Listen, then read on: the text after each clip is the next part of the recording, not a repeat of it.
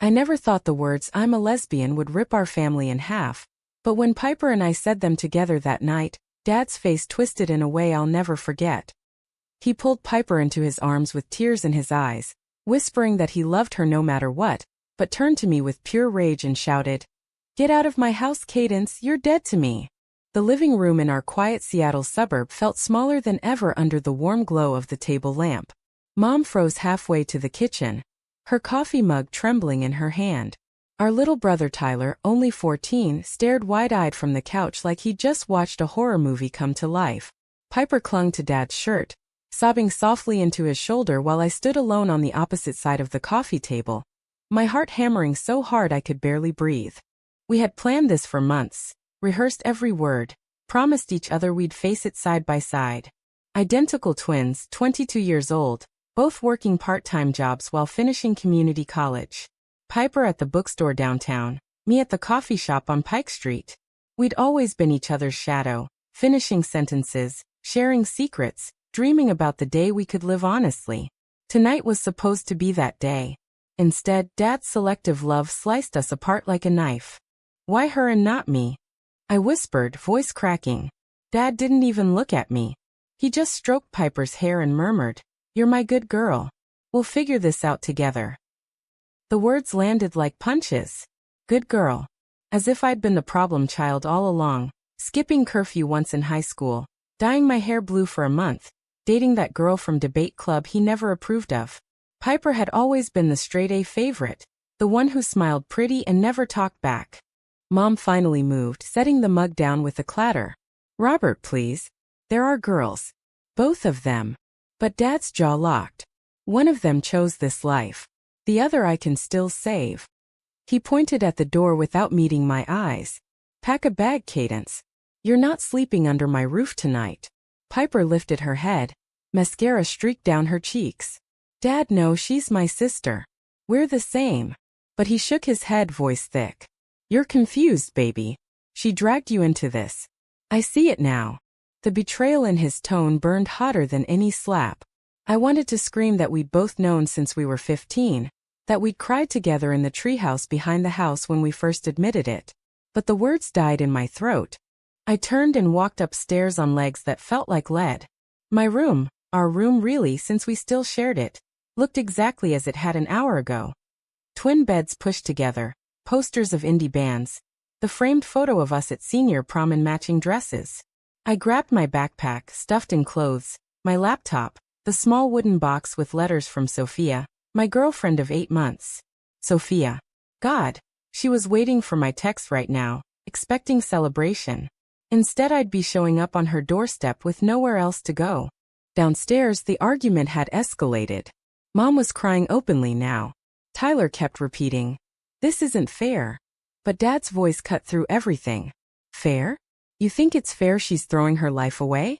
Piper can still have a normal future, marriage, kids, the works. Cadence made her choice." I paused on the landing, unseen, listening to the man who used to carry me on his shoulders at the state fair now disown me in under 10 minutes. When I reached the bottom step, suitcase wheels bumping behind me, Piper broke free from Dad's hug and rushed over. She grabbed my hands, eyes desperate. "Cadence, I'll fix this. I swear. Just give me time." Her touch was warm, familiar. The same hand that had held mine through every childhood nightmare. But tonight it felt like goodbye. I pulled away gently. "Don't. You got the hug. I got the door. Story of our lives, right?" The sarcasm tasted bitter, but it was all I had left. Dad didn't stop me as I walked out. The porch light clicked on automatically, bathing the front yard in soft yellow. I didn't look back. The cool night air hit my face, carrying the distant sound of ferry horns from the bay. My phone buzzed. "Sophia." I answered with a shaking voice. "Babe, I need a place to crash. Tonight." Behind me, the front door slammed shut. Inside, the family I'd known for 22 years was already rewriting its story without me. And somewhere in that house, my twin sister, the other half of my soul, was being folded into arms that would never open for me again. Sophia's apartment above the coffee shop smelled like vanilla candles and fresh laundry, but it felt like a cage the moment I stepped inside. She hugged me so tight I almost couldn't breathe. whispering promises that everything would be okay. But 3 days later, reality crashed down harder than Dad's words. I called the coffee shop to explain my sudden absence. My manager, a kind woman named Rosa, sighed over the phone. "Cadence, I'm sorry. Corporate policy, family emergencies need documentation. And with your dad calling to say you're unstable, they're letting you go." Unstable? The word echoed Dad's voice. He'd already started the campaign. Piper texted every hour at first. "Dad's calm now. He's praying for you. Come home and we'll talk." I read them in Sophia's tiny kitchen while she made instant ramen for dinner. Each message felt like a rope thrown from a sinking ship. Tempting, but I knew if I grabbed it, I'd only pull her down with me. On day 4 the text stopped. Instead, she left a voicemail, voice small. "Cadence, Dad says if I keep contacting you, he'll cut my tuition money. I don't know what to do." Click. That night I cried so hard Sophia had to hold me on the bathroom floor. "She chose him," I whispered. Sophia stroked my hair. "No, babe. She's scared. Same as you." But fear didn't excuse the silence that followed. At the LGBTQ center downtown, I sat through a support group for rejected youth, listening to stories that mirrored mine but somehow felt worse because they weren't mine. A girl named Maya shared how her parents burned her clothes on the lawn. I nodded along, but inside I kept thinking, at least they burned everything. Mine just closed the door. Mom finally called on day 7. Her voice cracked the second I answered. "Baby, your father's hurting too. He thinks he's protecting Piper." Protecting? The word made me laugh, sharp and ugly. From what, Mom? From loving women? From being like me? She didn't have an answer. Instead she offered money, secretly wired to my account. I took it because pride doesn't pay rent, but every dollar felt like hush money. Piper's silence stretched into 2 weeks. I stalked her social media like a ghost. She posted a photo at the bookstore, smiling beside a new display of romance novels. The caption, "Grateful for family who stands by you." No tag for me. No mention of the twin who used to finish her sentences. I stared at the screen until my eyes burned. Sophia tried to distract me with movie nights and job leads, but the cracks in our relationship were already showing. She worked double shifts to cover my half of groceries, and I saw the exhaustion in her eyes when she thought I wasn't looking. One night she snapped, "I love you, Cadence, but I can't be your whole world while you're mourning a family that threw you away." The truth stung because it was fair. Then the letter arrived, certified mail from Dad's lawyer. Eviction notice for the storage unit I'd been paying for since high school. Inside were my childhood things. Yearbooks, the quilt Grandma made, every trophy from soccer. No note. Just a demand to clear it within 30 days. I sat on Sophia's couch and laughed until I cried. He wasn't done punishing me.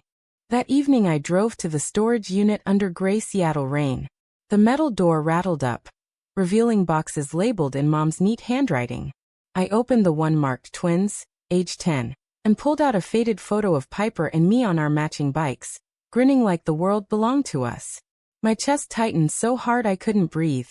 I whispered to the empty unit, "Why did you pick her?" Back at the apartment, Sophia was waiting with takeout and a new job listing, barista at a queer-owned cafe in Capitol Hill. "Start Monday," she said, kissing my forehead. I nodded, but inside the anger was shifting into something colder. Resolve. If Dad wanted war, if Piper wanted distance, I'd build a life they couldn't touch. But every night when I closed my eyes, I still saw Dad's arms around my sister while I stood in the rain outside the only home I'd ever known. The new cafe job came with free lavender lattes and coworkers who didn't blink when I mentioned my girlfriend. For the first time in weeks I laughed, really laughed, when my shift manager Jamal told a story about his own disastrous coming out. Life was stitching itself back together in small, careful stitches. Until Piper walked in. She stood at the counter in her bookstore polo, hair in the same messy bun I used to fix for her. Our eyes locked and the entire shop faded. "Cadence," she breathed. Jamal glanced between us, sensing the identical faces. "Twins." Piper nodded stiffly. I rang up her order. Black coffee, no sugar, exactly like Dad's. Without speaking. Outside on my break, she waited on the sidewalk. "I miss you," she said before I could walk away. Dad's been different. He keeps saying I'm the only daughter he has left. The words sliced clean through the fragile peace I'd built. And you let him, I answered. You let him erase me. Piper's eyes filled. I'm trying to protect us both. If I fight him now, he'll cut me off too. College, the house, everything. I wanted to scream that love wasn't supposed to have conditions. Instead, I asked the question that had haunted me for weeks. Do you even believe you're lesbian, or are you just saying it because I did first? The hurt on her face was instant. That's not fair. But she didn't deny it. Not really. That night Sophia and I fought for the first time. She's playing both sides, Sophia said, voice tight. And you're still letting her. I defended Piper out of habit, but the seed of doubt had been planted. The next morning I found Piper's new Instagram post. A family photo at Sunday brunch, Dad's arm around her shoulders, Mom smiling, Tyler making peace signs. Caption: blessed with the best support system. No empty chair for me. No mention of the missing twin. Work became my sanctuary until the whispers started. A regular customer, someone from our old high school, recognized me and told Jamal I was the lesbian twin Dad kicked out. By Friday the stares followed me like shadows. Jamal pulled me aside. Take the weekend. We've got your back, but customers are complicated. Complicated. That word again. I spent Saturday walking the waterfront alone, watching the ferries cut through Elliott Bay. My phone buzzed. Mom. Your father saw Piper's texts. He's furious. Please don't contact her. I hung up without answering. The isolation pressed down until I couldn't breathe. Then Elena appeared. Piper's secret girlfriend. The one she'd been hiding even from me. She found me at the cafe after closing, tall and poised in a tailored coat. Piper's breaking, she said quietly. She cries every night. But she won't leave home. Not yet. The confession hit like ice water. Piper had someone else to lean on, someone Dad didn't know about.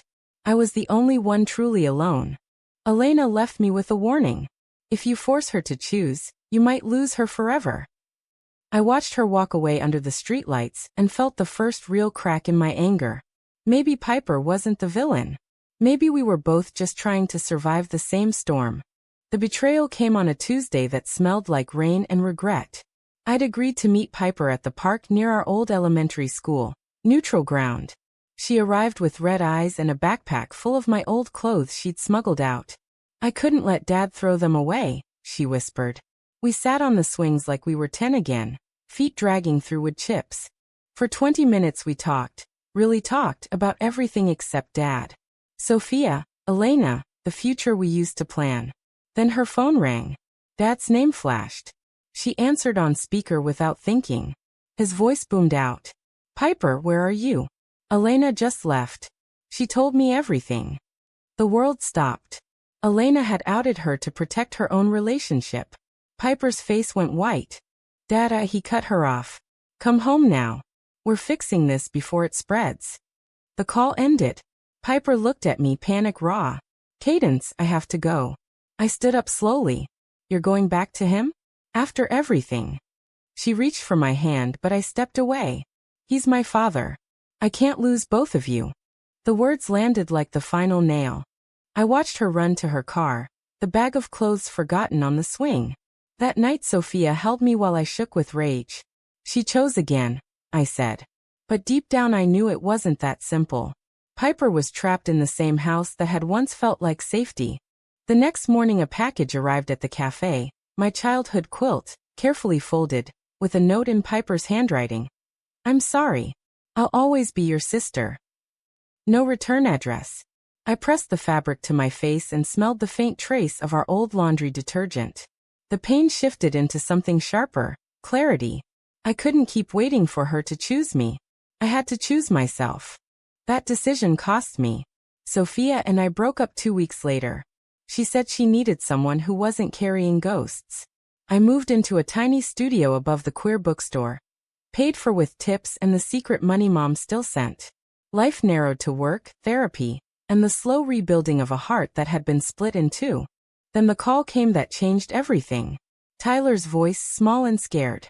Cadence, Piper's in the hospital. She took pills. The ground dropped out from under me. My twin, the one Dad had hugged that night, was breaking in ways I couldn't fix from the outside. The hospital smelled like antiseptic and fear. Mom met me at the entrance, eyes swollen. "Your father doesn't know you're here," she whispered. "Please don't make it worse." I nodded, throat tight, and followed her to the psych ward. Piper lay in the bed looking impossibly small, for in her arm, monitors beeping steadily. When she saw me, her face crumpled. "You came." I sat on the edge of the bed and took her hand. The same hand that had held mine through chickenpox and first heartbreaks. "Why?" I asked simply. She looked away. "Because I couldn't be both your sister and his daughter anymore. It was tearing me apart." The confession hung between us like smoke. For the first time I saw the war inside her. The same war I'd been fighting alone. Dad arrived an hour later. The moment he saw me, his face hardened. "You're not welcome here." But Piper's voice cut through, weak but clear. "She stays. Or I walk out right now." The standoff stretched until Dad finally sat down, shoulders slumped. For the first time in months he looked at me, not with rage, but with exhaustion. "I thought I was protecting her," he said quietly. "I didn't know it would break both of you." We talked, haltingly, painfully, about the night everything changed. Dad admitted the hug had been instinct, the rejection a desperate attempt to keep at least one daughter normal. Piper admitted she'd stayed silent because fear felt safer than freedom. I admitted the anger had kept me alive when love couldn't. That conversation didn't fix anything. Dad still couldn't say the word lesbian without flinching. But when visiting hours ended, he didn't stop me from hugging Piper goodbye. Small mercies. Outside, under the hospital lights, Mom pulled me aside. "He's seeing a therapist." Slowly. "Give him time." I nodded. But time was the one thing I'd run out of. The damage was done. The girl who left that house months ago was gone forever. In her place stood someone harder, clearer, unwilling to beg for scraps of love. Piper was discharged 3 days later. She chose to move in with Elena temporarily, against Dad's wishes. The house felt emptier without either of us, Tyler told me over secret texts. For the first time our family was learning what conditional love really cost. 6 months later the cherry blossoms bloomed early in Seattle, soft pink against gray skies. I stood in the bookstore window arranging new releases when Piper walked in. Alone, hair shorter, eyes brighter. She carried 2 coffees. "Truce?" she asked, sliding one across the counter. I took it, the warmth seeping into my fingers like forgiveness. We walked to the park where we'd had our last fight. This time we sat on the grass, no swings, no running away. She told me Elena had left. Too much drama, too many expectations. I told her about the new apartment, the promotion at the bookstore, the way I'd started writing again. Stories about girls who chose themselves. We didn't talk about Dad. Not yet. Some wounds still needed air. That evening Mom invited us both to dinner. Neutral Ground, a restaurant downtown. Dad sat at the head of the table, hands folded. When the waiter asked for drinks he looked at me and said, "Cadence, what would you like?" It wasn't an apology, but it was the first time he'd asked instead of assumed. Piper squeezed my knee under the table. Small steps. Later, walking home under streetlights, Piper stopped me. "I'm proud of you," she said, "for building a life without waiting for permission." I looked at my twin, the other half of my heart, and realized the hug Dad gave her that night hadn't saved her. It had only delayed the same awakening I'd been forced into immediately. We were both free now, just on different timelines. The city hummed around us, fairies calling in the distance like old friends. I didn't know if Dad would ever fully accept us. I didn't know if Piper and I would ever be as close as before. But I knew this. Love that demands you shrink yourself isn't love at all. And the price of staying small is higher than any eviction notice. In the end, was the father's choice to embrace one daughter and reject the other an act of tough love? Or the ultimate betrayal of unconditional family bonds?